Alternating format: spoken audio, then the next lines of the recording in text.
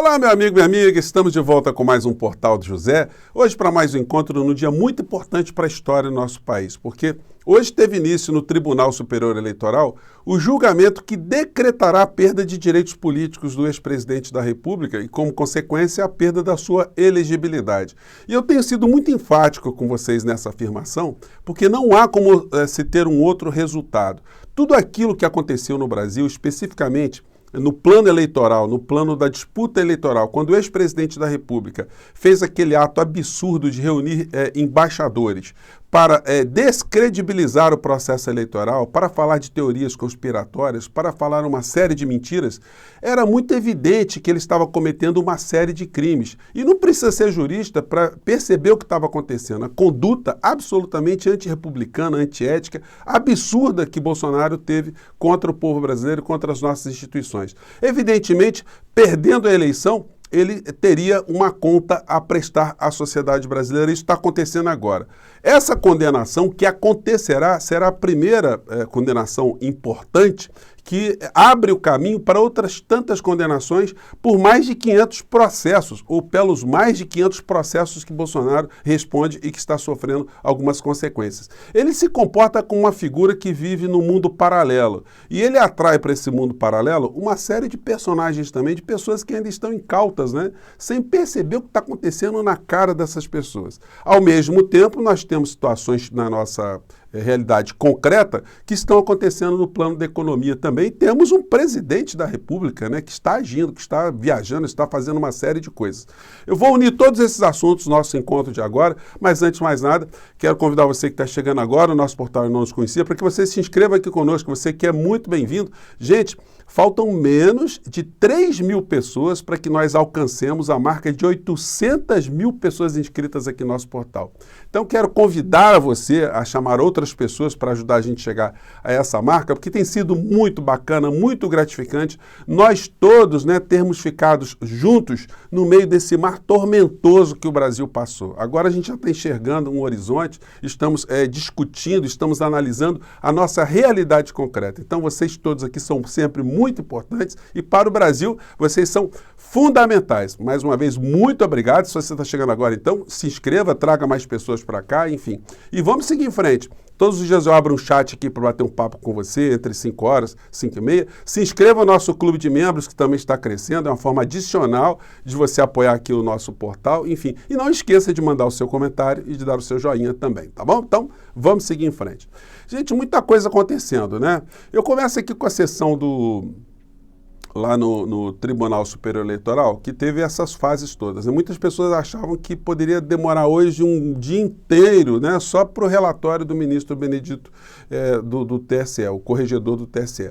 Mas ele conseguiu dar uma sintetizada, eram mais de 600 páginas, né, mas ele colocou muito conteúdo ali. Depois fez a sustentação oral, o advogado que fez a representação, o advogado do PDT, depois fez o advogado da defesa, teve o uso ali para defender a suas teses, né? E depois o Ministério Público Eleitoral, que é também da Procuradoria-Geral da República, o senhor Paulo Gonet. E aí ele fez um relatório absolutamente técnico e devastador. Não tem como alguém do mundo jurídico olhar para essa peça e falar assim, não, isso aqui não existiu. O que nós vimos no Brasil não existiu. A tentativa de golpe não existiu. O Bolsonaro nunca fez discurso golpista. Essas pessoas que saíram às ruas para tentar destruir a democracia, tiraram isso da cabeça delas, né? Elas não tiveram nenhum estímulo do Bolsonaro. Então não dá, né? Então, gente, não é profecia, é direito, é análise política das coisas, dos atores que estão operando nesse momento. Então, o ministro Alexandre de Moraes, então, hoje suspendeu a sessão, mas terça-feira continua. Nós não vamos poder soltar os nossos fogos hoje, porque a prudência recomenda que isso só aconteça, né, quando a gente tiver o veredito final, né? Mas isso está muito perto. O pior, como eu disse para vocês, já passou. Mas eu selecionei aqui umas falas do Procurador da República Eleitoral, né, do Ministério Público Eleitoral, muito interessante. Primeiro, ele apontou aqui das questões objetivas, que para alguém perder os seus direitos eleitorais ou ser tornado inelegível, tem que preencher alguns pressupostos, né, de ter feito coisas muito ruins. Então ele apontou ali. Primeiro, a pessoa precisa ter um cargo público, era o caso de Bolsonaro. Em segundo lugar, precisa que o ato dele esteja dentro de um desvio de finalidade. Qual foi a finalidade de Bolsonaro? Foi contribuir com o processo eleitoral? Foi elucidar a cabeça das pessoas? Ou foi contaminar a democracia no nosso país e destruir a democracia? Criar um ambiente para acontecer aquilo que aconteceu mais à frente. Ele tem que estar visando uma obtenção de uma vantagem eleitoral. É claro que o Bolsonaro fez aquela presepada, como fez outras tantas, para ter um lucro eleitoral na frente. Ele não mediu esforços de gastar dinheiro público para isso. Essa ação é apenas uma das outras tantas que virão na sequência, que comprovarão como ele teve a malversação, como ele fez malversação de recursos públicos para fins pessoais. Então, outras condenações vão somar essa só na justiça eleitoral, sem contar na justiça criminal e na justiça civil. E depois a gravidade da conduta, que tem que ser apreciada, como o ministro, aliás, o procurador da República, ele disse. Então, esses 4 requisitos foram preenchidos pelo comportamento do Bolsonaro. Depois ele comentou algumas coisas que eu achei muito interessante, a forma como ele colocou, né? Diz que o Bolsonaro, ele estava falando ali para os embaixadores que no Brasil havia esquemas espúrios imaginários, né? Mostrando que o Lula foi absolvido para que ele para o Lula ganhar essas eleições, para que ele perdesse essas eleições. Depois ele falou que Bolsonaro se disse vítima de cavilações voltadas a favorecer adversários, né? Cavilação é um ardil, né? É uma safadeza, uma pilantragem, né? Enfim, achei interessante ter falado disso. E que o discurso dele contaminava a sociedade porque era um discurso, né, que estava vertido por solenidade. O que ele quis dizer com isso? Que no ambiente como foi colocado ali, o Bolsonaro falando daquela forma, né, aparentemente oficial, para embaixadores, transmitido pela TV pública, pelas redes sociais, isso transmitia, né, para quem estava assistindo uma liturgia, né, uma solenidade, portanto, teoricamente, uma credibilidade, mas para aviltar a realidade aqui no nosso país. Aí ele seguiu aqui, que não havia razões de Estado e, portanto, nem propósito legítimo para que acontecesse essa situação. Então, ele terminou o relatório, essa fase principal já foi preenchida e agora nós teremos o julgamento, os votos dos ministros que começa agora na próxima terça-feira. Então, a fila deu mais um passinho para frente. Ela não chegou até o guichê, não despachou tudo, mas não teve despacho final, mas ela já andou mais um pouquinho, graças a todos nós, né? Bom, então essa é uma questão que eu queria ressaltar aqui com vocês. Deixa eu pegar aqui as minhas anotações, gente, para não me perder aqui algumas coisas, né? Bom, e o meu mouse também. Então a gente teve essa situação aqui e o Bolsonaro, durante esse julgamento, o que ele fez? Ele foi lá para o Rio Grande do Sul, ele fica postando nas redes dele, que chegou em Porto Alegre, foi bem recebido e tal. Só que tem um negócio, gente. O Bolsonaro, ele sempre terá uma muvuca, sempre terá um grupelho ali, uma turba com ele, porque aonde ele vai, ele coloca nas redes sociais, que são seguidas por milhões de pessoas, né?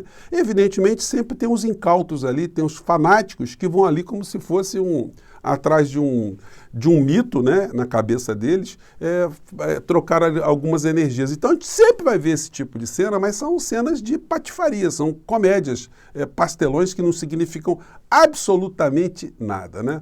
Bom, e aí a gente vê as criaturas surgindo dos pântanos para também fazerem um discurso do vitimismo de Bolsonaro. O pastor de Bolsonaro, consultor jurídico, espiritual, enfim, de todas as formas possíveis, né, reapareceu hoje mais uma vez, né, para dizer que o julgamento de Bolsonaro está sendo um julgamento político. E o Bolsonaro, lá em Porto Alegre, disse que o julgamento é politiqueiro, né? Então, enfim, ele só vai dando mais corda para se enforcar, né? Os votos nem foram prolatados, né? Nem foram colocados, mas ele vai dando mais elemento para se destruir. Assim, nem o voto do Cássio Nunes Marques ele vai conseguir. A situação vai ficar muito complicada para ele. E aí, mudando de assunto, gente, porque temos uma pauta muito grande aqui no Brasil, temos essa notícia aqui que impacta a nossa realidade, né? Deixa eu ver se está dando para vocês verem aqui. Primeiro tem a foto do Zanin. Eu nem comentei muito o Zanin, gente, porque eu julgava que ia ser muito difícil ele não passar, né? Então, nem discorri muito isso. Agora, já um ministro do Supremo Tribunal Federal, nós sabemos que será ali uma pessoa que tem uma visão completamente diferente desse pessoal do mundo bolsonarista, isso por si só já garante uma série de situações muito importantes. Eu acho que ele fará uma boa dupla com o ministro Alexandre de Moraes. Vamos acompanhar aí como serão os desdobramentos de várias situações que nós veremos aqui no nosso país. Bom, mas aqui na outra matéria ao lado diz, no Valor, né, o jornal Valor, Copom ignora pressões e mantém Selic 13,75 e não indica recuo em agosto. Gente, eu li o relatório do Copom, é uma infâmia. Esse pessoal virou mãe de Ná, né? Ele é o seguinte, olha, no resumo da ópera, eles dizem o seguinte, olha, os juros não vai baixar no Brasil, não vamos baixar os juros, ou seja, o Brasil vai ficar escravo de quem está ali no Banco Central, porque nós estamos imaginando que no mundo a economia está com algumas situações que podem alterar o quadro aqui no Brasil. E aqui no Brasil também nós imaginamos que a política econômica não vai dar muito certo como a gente gostaria, enfim, que a inflação também não vai baixar como nós gostaríamos. Então são os profetas do caos ou os profetas patifes, né? Eles só não são esses falsos profetas do mundo religioso que se acoplaram a Bolsonaro, mas são falsos profetas no campo concreto, o que é muito pior, né? Porque eles afetam a nossa realidade concreta também, eles não ficam apenas na especulação. E em função disso, o presidente Lula, que está fora do nosso país, né, fez lá uma coletiva falando desse fato aqui. Aqui é o relatório do Copom, que eu vou disponibilizar para vocês verem que eu não estou exagerando, né? A terminologia que esses autores desse texto, eles usam para engabelar o povo brasileiro. E logo mais nos telejornais, né, o que você vê é a confirmação dessa engabelação, o discurso todo invernizado, mostrando que a gente tem que se conformar com os presidentes de fato do nosso país, né? O presidente da área econômica, o senhor Roberto Campos Neto. A gente tem que aceitar isso. A gente tem que aceitar que o Brasil não cresça.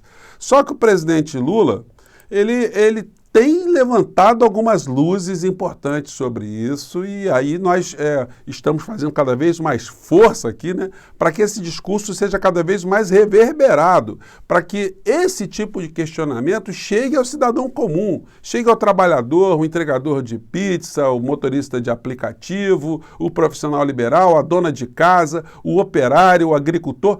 Todo mundo aqui no nosso país tem que saber o que acontece, qual a importância desse aspecto da economia na nossa vida prática, o que isso significa na geração de empregos, na possibilidade de você ter o crédito, de ter o filho ir para uma escola, dos serviços públicos melhorarem, ou de nada disso acontecer. Então o presidente Lula hoje, ele falou sobre esse assunto. Vamos ver se ele tem razão aqui. O governo fica brigando com o Banco Central.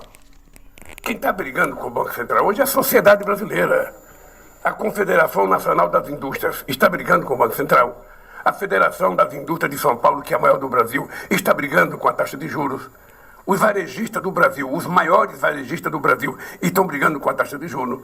Os pequenos e médios empreendedores estão brigando com a taxa de juros. As pessoas que precisam de crédito para tocar a economia e tocar as suas atividades estão brigando com a taxa de juros. Porque é irracional o que está acontecendo no Brasil. Você tem uma taxa de juros de 3,75 com uma inflação de 5. Ou seja, cada vez que reduz meia inflação, aumenta o juro real no país. Não é possível ninguém tomar dinheiro emprestado para pagar 14% ao ano, às vezes 18% ao ano. Os bancos não estão emprestando dinheiro porque ninguém pode tomar dinheiro. Nós temos 72% da sociedade brasileira endividada com algum tipo de dívida, mesmo que seja pequena. Então, o problema não é do governo, o problema é da sociedade brasileira. Eu tenho cobrado dos senadores. Foram os senadores que colocaram esse cidadão lá. Então os senadores têm que analisar se ele está cumprindo aquilo que foi a lei aprovada para ele cumprir.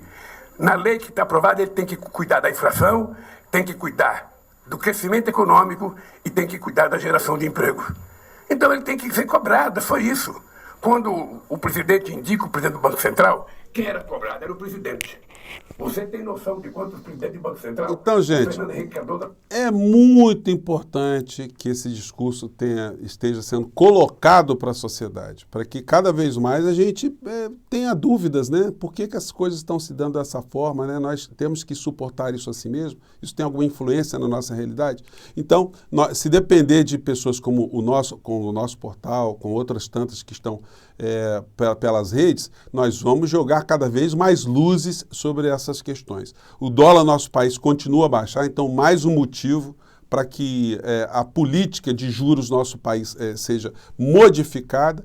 E no plano internacional nós estamos vendo situações como essa aqui, ó. China fecha acordos comerciais em todo o mundo sem o dólar. Moeda americana pode perder a hegemonia. Participação do dólar nas reservas de outros países caiu de 66% em 2003 para 47% no ano passado. Então, o dólar em profusão, ele acaba vindo para países como o nosso, e vindo para países como o nosso, evidentemente, isso ajuda com que o processo inflacionário no nosso país caia, que a situação do nosso povo melhore um pouco mais. No entanto, se a gente tem um Banco Central composto por pessoas que estão atuando contra o povo brasileiro, contra o Brasil, a coisa fica difícil. Vejam como a gente mudou o nosso país. Nós estamos vendo uma pessoa que cometeu tantos crimes contra o nosso país, contra a nossa sociedade, indo para a lata do lixo, e, por outro lado, alguém que a gente colocou na presidência da República, jogando um discurso que trata da realidade concreta do nosso país. Isso não foi pouca coisa, né, gente? Eu fico por aqui mais uma vez. Um grande abraço e até o nosso próximo encontro. Tchau!